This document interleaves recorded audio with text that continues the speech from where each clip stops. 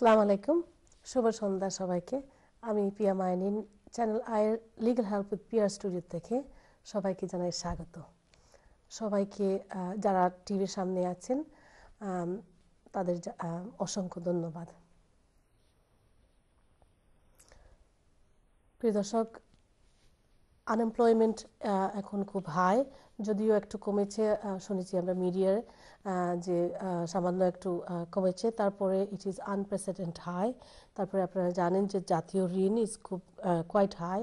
জাতীয় ঋণে এটা ইনক্রিজ হচ্ছে প্রত্যেক সপ্তাহ বাই 2.3 বিলিয়ন পাউন্ডস। তারপরে এবার যে হাউজিং মার্কেটে একটা বুম হচ্ছে, তো যে বুম হচ্ছে সেই বুম নিয়ে ব্যাংক অফ ইংল্যান্ড তারা খুব বেশি চিন্তিত, দুশ্চিন্তায় আছে আর কি। কারণ হচ্ছে গিয়ে ইকোনমিক একটা সাইকেল আছে, বুম অ্যান্ড বাস্ট, যেটা মানে ইকোনমিক খুব ভালো করে সেটাকে বলে বুম, তারপরে এটা মানে কোনো এক কারণে খুব বেশি বড় হয়ে ফেটে যায়, তো ওটাকে বলে বাস্ট।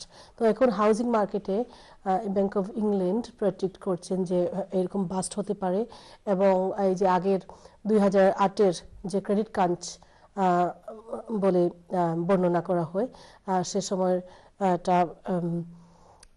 এখানে রেফারেন্স দিয়ে মানে বলছেন যে এইভাবে আবার হতে পারে। what I wanted to share with you, আপনারা জানেন a very famous name economics-এর জন মেইনার্ড কিনস, উনি মারা যান 1946-এ। তাকে ইকোনমিস্টরা বলে থাকে Britain's most famous 20th century economist। Keynesian অর্থনীতিতে কেনস যেটা বলে চেয়েছেন সেটা হচ্ছে গিয়ে দ্যাট স্ট্রাকচারাল আনএমপ্লয়মেন্ট, যেটা অবকাঠামোগত কর্মহীনতা। স্ট্রাকচারাল আনএমপ্লয়মেন্ট দীর্ঘ মেয়াদী দৃষ্টিতে নেতিবাচক ভূমিকা রাখে। এর কারণ হলো পুরো জাতীয় কর্মক্ষম জনশক্তির meaning the entire labor force একটি গুরুত্বপূর্ণ অংশ অব্যাহতভাবে জাতীয় অর্থনীতিকে কর্মকাণ্ডের বাইরে পড়ে থাকে। সো জন মেইনার্ড কিনস উনি খুব বেশি প্রেশার দিয়েছেন যে ফুল এমপ্লয়মেন্ট ইজ দ্য কি টু আ প্রসপারাস ইকোনমি। এই বাইরে পড়ে থাকা কর্মহীন জনশক্তির হাতে অর্থনৈতিক কর্মকাণ্ডে, ব্যবসা বাণিজ্যে, উৎপাদনে এবং বিনিয়োগের ক্ষেত্রে কোনো পুঁজি বা টাকা থাকে না, যার ফলে এই জনগোষ্ঠী কার্যত জাতীয় অর্থনীতি, ব্যবসা বাণিজ্য, সামাজিক, সাংস্কৃতিক এবং সার্বিক জীবনধারার বাইরে থেকে ধ্বংস হয়ে যেতে থাকে। এই জন্য জন মেইনার্ড কিনস পরিপূর্ণ কর্মসংস্থান সপক্ষে, অর্থাৎ ফুল এমপ্লয়মেন্টের সপক্ষে তার গুরুত্বপূর্ণ অর্থনৈতিক মতবাদ দিয়ে গেছেন। স্ট্রাকচারাল আনএমপ্লয়মেন্ট যেটা করে উনি বলেছেন it will stagnate an economy unless it is dealt with. This is, as I said, because if part of the workforce is outside the system of production, it leaves them with no means to take part in business transaction of the economy. এখন stock market বলেন আর housing market বলেন, in a capitalist economy aggregate demand must be met by aggregate supply, এবং সে equilibrium meet যখন করে consumer has to buy, consumer buy করার জন্য consumer must be employed, simple as that. এখন মার্গারেট থ্যাচার ক্ষমতায় আসার পরে ব্রিটিশ সরকার কেনজিয়ান অর্থনীতি ব্যবস্থাকে সরিয়ে দিয়েছেন। সো যার ফলে পরবর্তী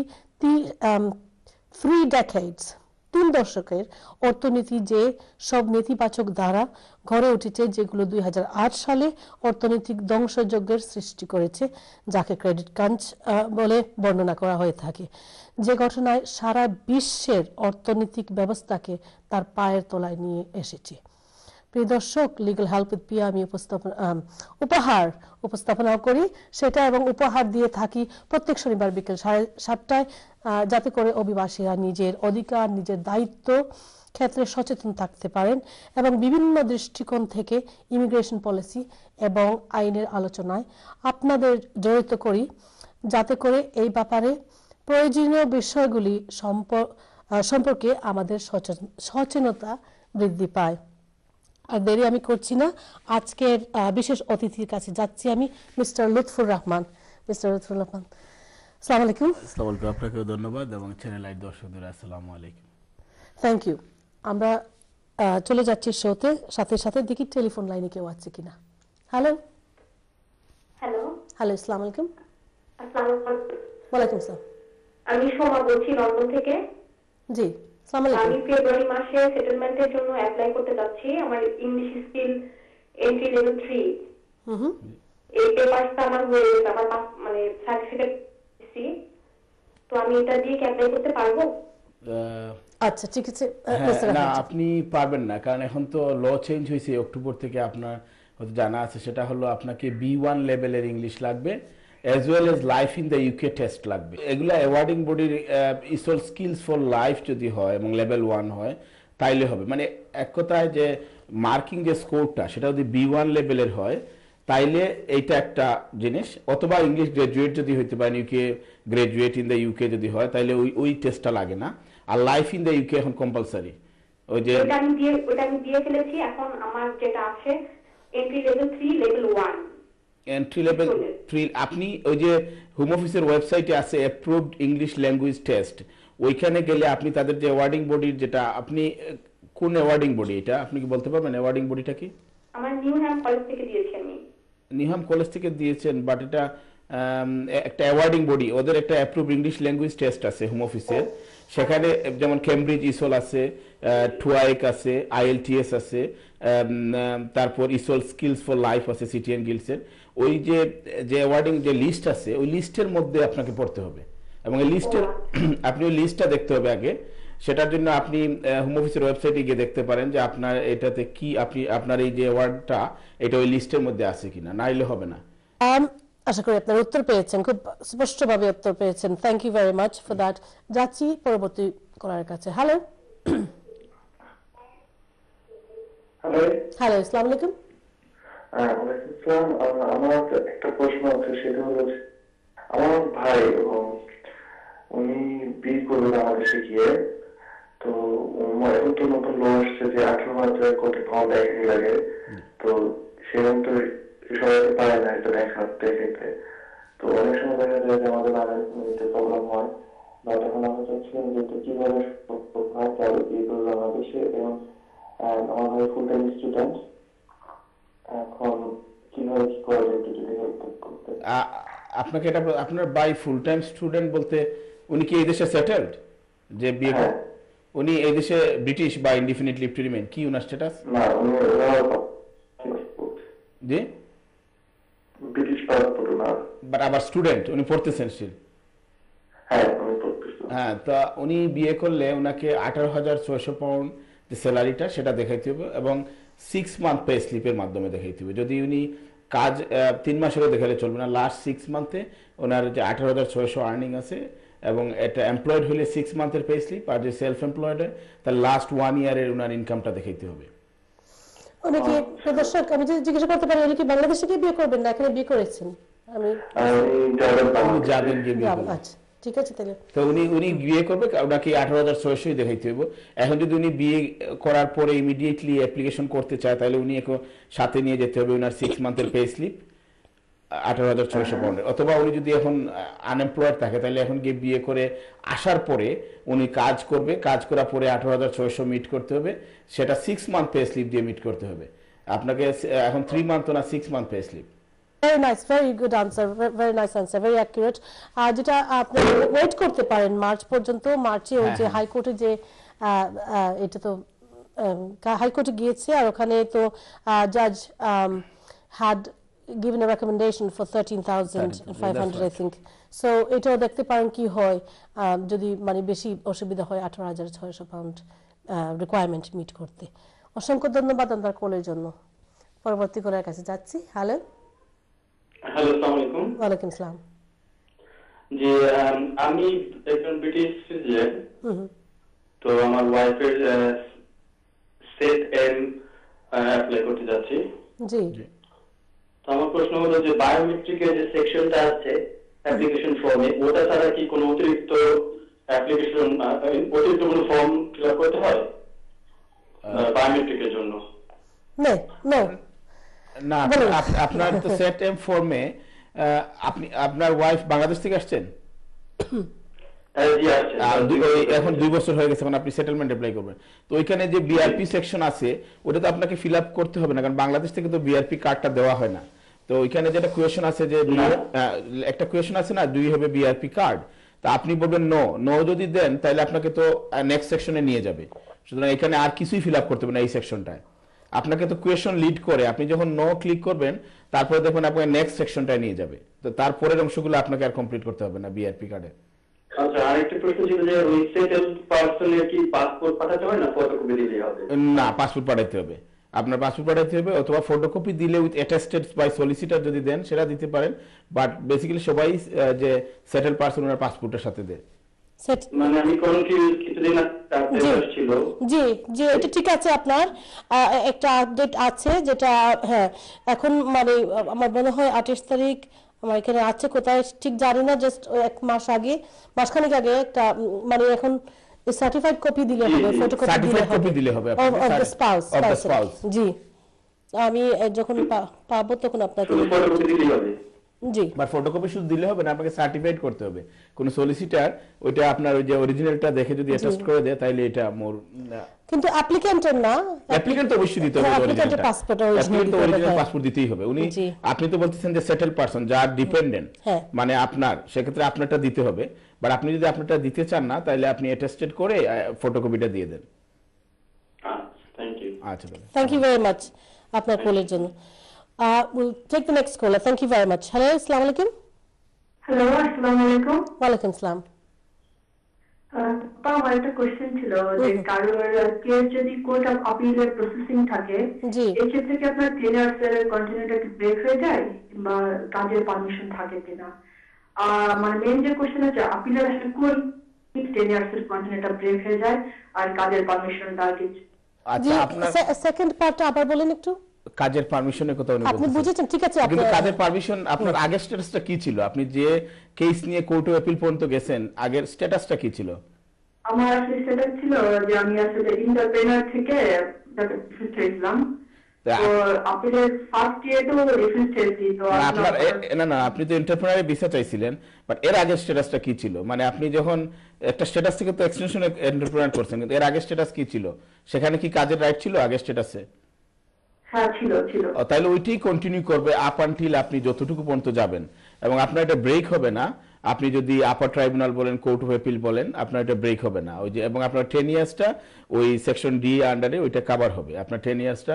এবং আপনি যদি লাস্ট মিনিটেও হারেন দেশে কোর্ট অফ আপিলে, তারপরে যদি আপনি আবার অন্য সেকশনে যেতে চান সেটাও যদি করেন, আপনার 10 ইয়ার্সটা ব্রেক হচ্ছে না, ব্রেক হবে। জি, সো আপিলে জুডিশিয়ারি রিভিউতে নাকি ওটা নাকি ব্রেকডাউন হয়ে যায়, এটা আসলে না, আপনি যদি সবসময় টাইমের মধ্যে যদি থাকেন, আপনি ব্রেকডাউনটা কখন হবে?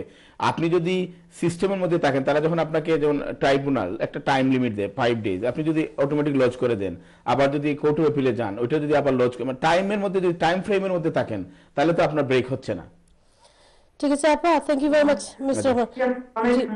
হ্যাঁ, একটা আইন আছে 3C যেটা সেটা বলে যে আপনারা যে কোনো অ্যাপিল করলে যত সময় পর্যন্ত ওই অ্যাপিলের টাইম একদম এক্সস্ট না হয়েছে এবং তখন পর্যন্ত আপনাদের যে ভিসা ছিল আগে সেই ভিসা অনুযায়ী আপনাদের এক্সটেনশন হতে থাকে অটোমেটিকলি।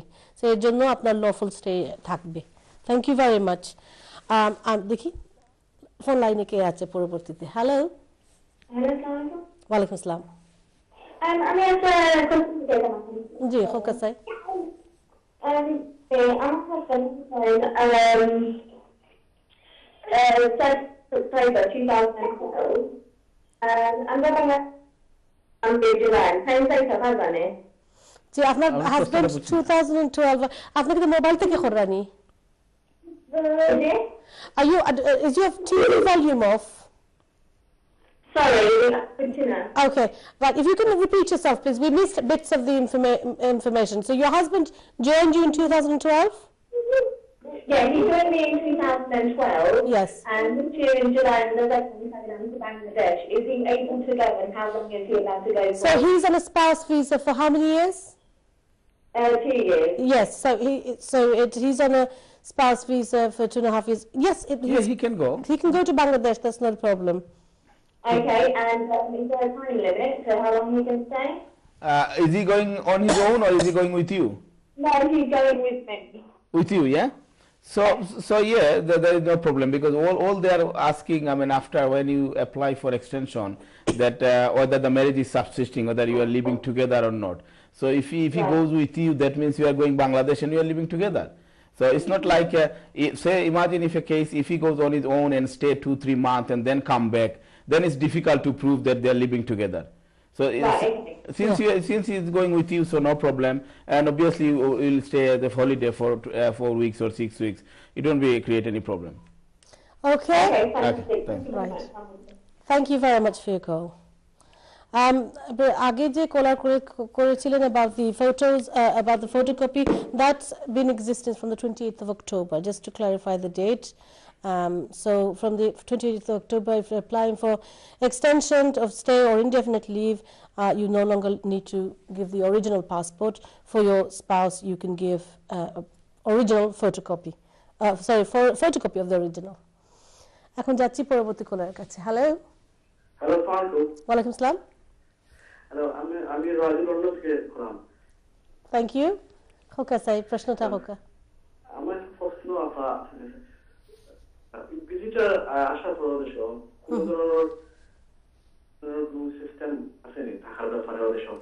জি না, ভিজিটারের কোনো রাইট নাই, ভিজিটারের সুইচ করার কোনো স্কোপ নাই। ইভেন যদি ম্যারেজ হয়, স্টিল ভিজিটার তাকে সুইচ করার কোনো পথ নাই। আপনি যদি visitor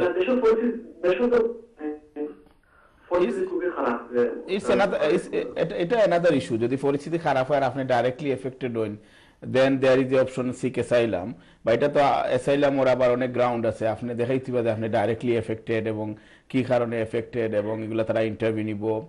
Bangladesh is a safe country, তারা লিস্টও আছে। সুতরাং আপনারে অনেক সময় ফাস্ট ট্র্যাক কেসও নিতে পারে, নিয়ে ইন্টারভিউ নিয়ে।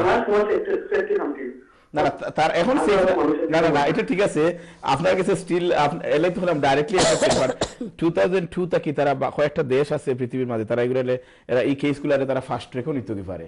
Bangladesh one of the country, এটা এখনো তারা লিস্টও আছে যে আপনার কেসটারে যদি দেখে যে আপনার কেস খুব স্ট্রং নাই, আপনার ফাস্ট ট্র্যাকও নিব। ফাস্ট ট্র্যাক নেওয়ার অর্থ হইল আপনার ডিটেনশনও রাখে তারা ইন্টারভিউ নিব, আপনার ডিটেনশন রাখে তারা ডিসিশন দিব, আপনার অ্যাপিল রাইট দিব, দেওয়া হবে বাংলাদেশেও গিয়ে অ্যাপিল করতা, যার কারণে আপনার স্কোপটা ভেরি লিমিটেড। আচ্ছা, না আর কোনো অপশন নাই, আর কোনো ভিজিটার হিসাবে তো আপনি ভিজিট করতে পারছেন। Thank you. প্রিয় দর্শক, আমি সবাব কইলা এটা আপনার বিকজ আপনি যে স্পেকুলেটিভ ওয়েতে কইরা ইলা যে বাংলাদেশের অবস্থা খারাপ, এটার লাগি যে সবার অসুবিধা ওরা সবাই যে সবে ক্লেম করতে পারবা ইলা কিছু না। আপনার একটা অ্যাসাইলাম ক্লেম থাকতে হইব, আপনার প্রমাণ দেখাইতে হইব যে আপনার জড়িত আসলা পলিটিক্স, আর যার কারণে ও পলিটিক্সে জড়িত থাকাই গিয়া এখন আপনার লাইফ ডেঞ্জারও। এবং খালি লাইফ ডেঞ্জারও নয়, আপনি আপনার পুলিশের হেল্প পাইতে নাই, আপনার দেশের হেল্প পাইতে নাই। আরও আইয়া বাকি আইয়া কইমু, আমরা ফার্স্ট এখন আর কইতাম আমরা, যেটা হচ্ছে ছোট একটা বিজ্ঞাপন বিরতিতে। প্রিয় দর্শক থাকবেন আমাদের সঙ্গে।